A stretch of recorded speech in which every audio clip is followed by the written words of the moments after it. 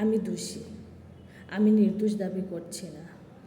আমি কি আপনাদেরকে একবারও বলেছি আমি নির্দোষ? আমি যখন জানি আমি দোষী, আমি কেন নির্দোষ দাবি করব? পৃথিবীর সর্বশ্রেষ্ঠ আদালত হয়েছে মানুষের বিবেক। তখন আমার আবেগে কাজ করেছিল, বিবেকে কাজ করেনি। আমার আবেগে যদি কাজ করত, আমি এত বড় পাপে জড়িয়ে যেতাম না। এই কথাটি আমার নয়, এই কথাটি হচ্ছে চট্টগ্রামের গৃহবধূ আনারকলির কথা। হ্যালো এভরিওয়ান, আসসালামু আলাইকুম। দেশে এবং দেশের বাইরে যারা আছেন তাদেরকে আন্তরিক শুভেচ্ছা ও শুভকামনা। সবার কাছে একটাই অনুরোধ রইল, আমার এই ভিডিও দেখবেন এবং শেয়ার করবেন।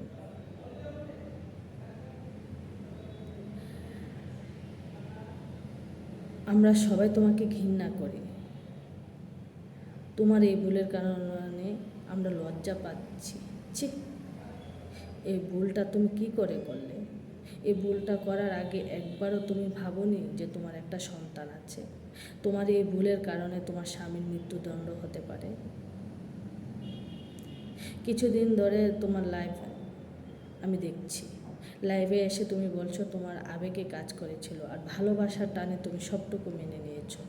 মিথ্যে কথা একদম বলবে না, ভালোবাসার দোহাই দেবে না, আবেগের দোহাই দেবে না। লোভে পড়ে এই কাজটা করেছো তুমি। একবারও তো তুমি বলছো না যে তুমি লোভে পড়ে এই কাজটা করেছ। তুমি এই কাজটা একদম মোটেও ভালো করোনি।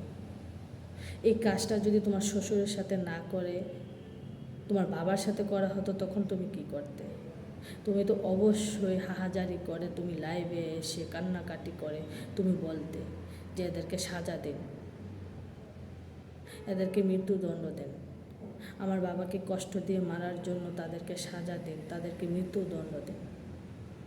এখন তোমার মনে হচ্ছে না এইটা তোমার ভুল হয়েছে?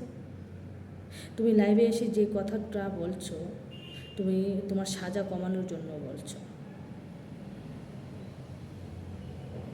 ডুবে পড়ে করেছো, মনে করেছো আমার শ্বশুরকে এত সর্বযত্ন করব, এত পয়সা খরচ করে খাওয়াবো পড়াবো, তারপর তার সম্পদ পাবো, তার চেয়ে বরং সবাই মিলে মেরে দিলে কাজটা খুব সহজ হবে, সম্পদটা পেয়ে যাব।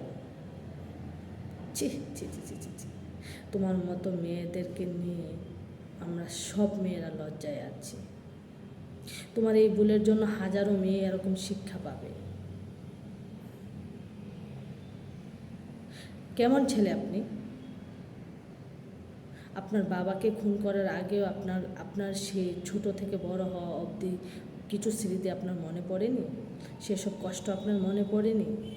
যে বাবা আপনাকে জন্ম দিয়েছেন, যে বাবা পৃথিবীর আলো বাতাস দেখিয়েছেন, যে বাবা দিন রাত পরিশ্রম করে মাথার ঘাম পায়ে ফেলে আপনাদেরকে খাইয়ে পরিয়েছে, বড় করেছে, এই দিনটার জন্যই বড় করেছিল? আপনার হাতে মৃত্যু হওয়ার জন্য?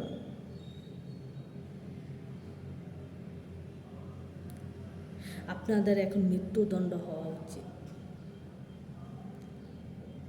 মাননীয় প্রধানমন্ত্রীর কাছে আমার একটাই রিকোয়েস্ট, একটাই আবেদন, আপনি তাদেরকে মৃত্যুদণ্ড দিন। তাদের একটাই সাজা হবে মৃত্যুদণ্ড। তাদের এই মৃত্যুদণ্ড দেখে হাজারো মা বোনরা শিক্ষা পাক, যাতে এরকম ভুল কোনো মা বোনরা না করে। লজ্জা, কতটা লজ্জায় আছি আমরা বলার বাহিরে। আমাদের কষ্ট হচ্ছে, আমাদের ঘৃণা হচ্ছে, আপনাদেরকেও একবার কষ্ট হয়নি বাবার জন্য, শ্বশুরের জন্য? আজকে যদি আপনার স্বামীর আপনার মৃত্যুদণ্ড হয়, আপনার সন্তান কার কাছে যাবে? খুনির ছেলে বলে প্রমাণিত হবে, যেখানেই যাবে সেখানে বলবে খুনির ছেলে, খুনির ছেলে। তখন এই বাচ্চাটার ভবিষ্যৎ কী হবে একবারও ভাবেননি? কাকে কি বলছি? আপনাদের মতো সন্তানরা তো এরকম ভাবেন না, তাহলে এইসব বলে আর লাভ কী?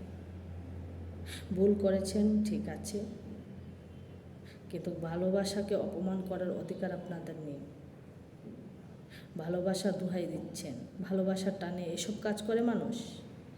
আজকে যদি আপনার বাবার সাথে এই কাজটা হতো, আপনি লাইভে এসে হাজারি করে তো এই কথাটুকু বলতেন আর স্বামীর মৃত্যুদণ্ড চাইতেন।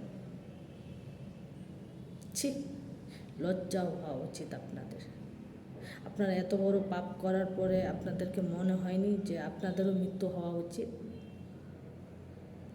মাননীয় প্রধানমন্ত্রী, আপনার কাছে একটাই রিকোয়েস্ট, ওদের এইসব নোংরামি কাজের জন্য, এইসব কাজের জন্য হাজারো মা বোনরা তারাও এরকম শিক্ষা নেবে, তাদের মা বাবার সাথে এরকম বিহেভ করবে। এসব করার আগে, এসব শিক্ষা পাওয়ার আগে তাদেরকে মৃত্যুদণ্ড দিন, যাতে তাদের মৃত্যুদণ্ড দেখে হাজারো মা বোনরা শিক্ষা পেয়ে যায়, কখনোই এরকম ভুল করা যাতে না করে। অনুরোধ রইল। কি আর বলবো, কিছু বলার নেই আমার একটাই অনুরোধ, যে যেখান থেকে আমার এই লাইভ দেখছেন, এই লাইভটা শেয়ার করে দিন, সবার কাছে শেয়ার করুন। এই নিয়ে বিদায় নিচ্ছি। পরবর্তী ভিডিও দেখার জন্য আমার চ্যানেলটি সাবস্ক্রাইব করবেন, লাইক কমেন্ট করে আমার পাশে থাকবেন। আল্লাহ হাফেজ।